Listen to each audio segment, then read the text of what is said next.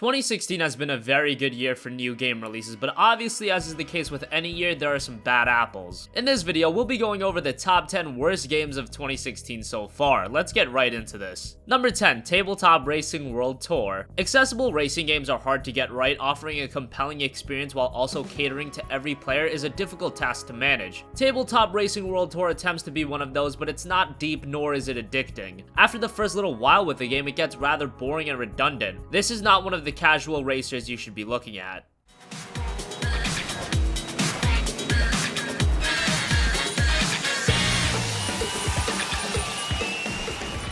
Number 9, Soul Axiom. Soul Axiom is a first-person puzzle adventure game, and at first glance it looks like a very interesting game. Art direction, a unique premise. However, that is quickly undermined by the poor game design, clunky gameplay, and the game being unpolished, arguably unfinished. This is one that had a lot of potential that was unfortunately not realized.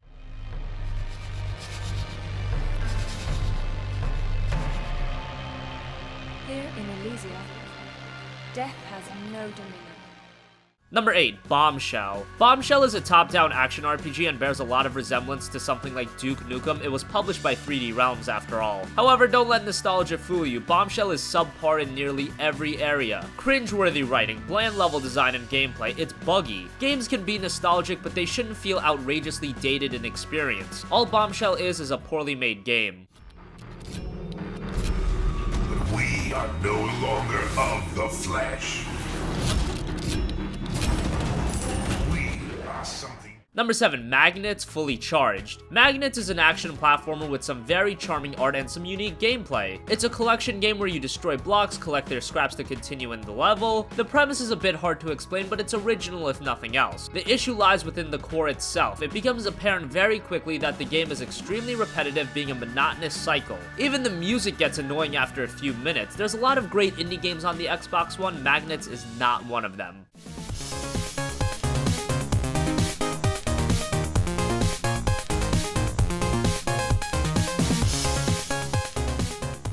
Number 6, Homefront: The Revolution. Homefront: The Revolution is the follow-up to 2011's Homefront, which was a very unique first-person shooter. The first game had great storytelling. Unfortunately, there was a lack of content and the multiplayer wasn't anything exceptional. Homefront: The Revolution took the linear design of the first game and dropped it into an open world. And the world design was pretty good. However, the story fell flat compared to the first game, and Revolution fell victim to a litany of technical issues, from an inconsistent frame rate, freezing, glitches, etc. The overall game felt rather mundane, and it's a shame because Homefront was a game with so much potential.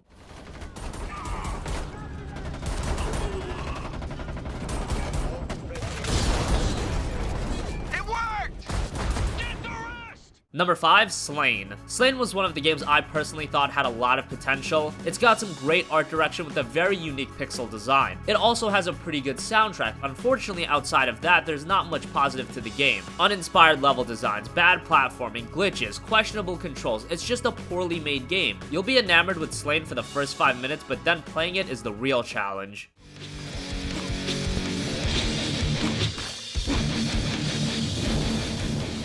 Number 4, 7 Days to Die on consoles. 7 Days to Die was actually one of the more popular games on PC for a little bit. That version was somewhat well received. The console version, on the other hand, was an abomination. The issue is the porting, bugs, glitches, frame rate issues, you name it, 7 Days to Die has it. It's unfortunate because mechanically there are some worthwhile features and a lot of depth to the game. But with a port like this, all of that doesn't matter. The game is horrendous on the PS4 and Xbox One.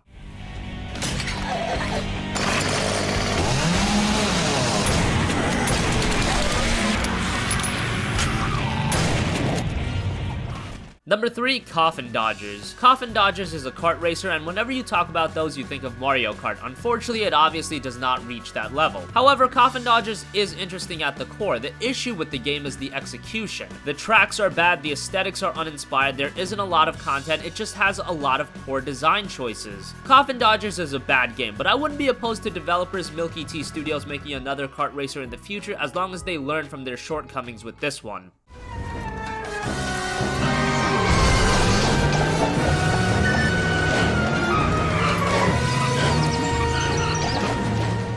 Number Number 2, Alekhine's Gun. Alekhine's Gun is up there with the worst stealth games of all time. The game is set in the Cold War, which is a nice change of pace, and the story is interesting. But that's really all the positive I can say about the game. It very much follows the formula of Hitman, but fails to create a compelling gaming experience in nearly every area. It's got some very bland visuals, inconsistent gameplay with horrible controls. There are far better stealth games out there. Alekhine's Gun is one you should avoid.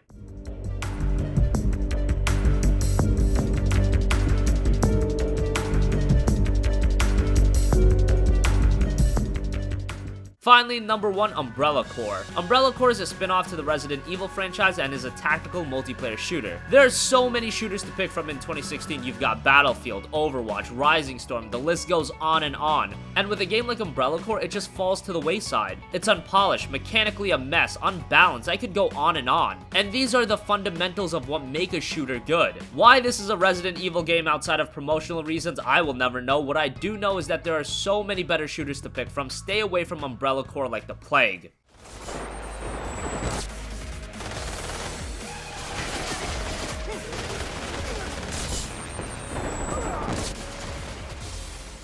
So that wraps up our countdown of the top 10 worst games of 2016 so far. What do you think? Did you play a game that you believe should be on this list? Comment your thoughts down below. Thank you for watching and goodbye.